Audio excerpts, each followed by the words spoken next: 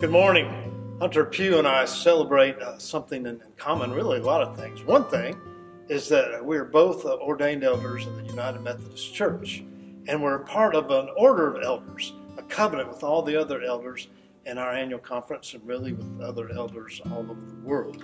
There's a lot to that covenant. A part of that covenant has to do with our acceptance of itinerancy, which is just a fancy word for how clergy persons are deployed to be in ministry. We say to the bishop in the annual conference when we're ordained that we will go where we are sent. And the bishop then puts people out so that people are at different churches, and different churches have different preachers.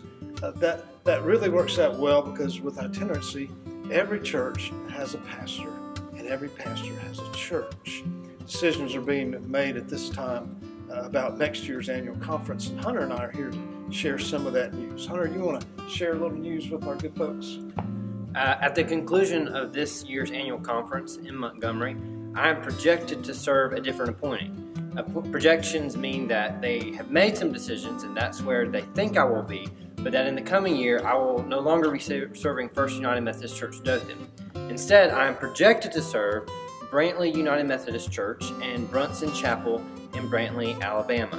And so, effective of July 1st, if the projection goes through at the conclusion of annual conference, that's where I will be serving. I want to thank all of you at First Methodist Dothan for the opportunity to be your pastor. It has been a joy and a privilege and honor to serve you. Well, that's really some bittersweet news for us. Hunter has excelled in his ministry here. He's done that through his leadership in the Bridge, with the Bridge Core team, with our inviting team, with the Connections team. As pastoral care, you just really excelled in that, and become a friend of so many of us. So we're excited for Hunter and his new future, praying God will be with him, and at the same time we have some grief with that.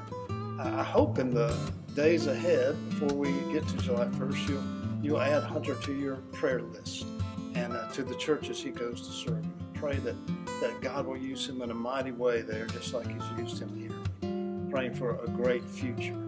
In the upcoming days, you'll receive some news from the Staff Parish Relations Committee as to how we're going to celebrate Hunter's ministry with you, and I invite you to celebrate him in every way possible in the next month or two ahead. Thanks for being with us this morning, letting us talk to you. I hope you have a great week. Blessings during this Holy Week.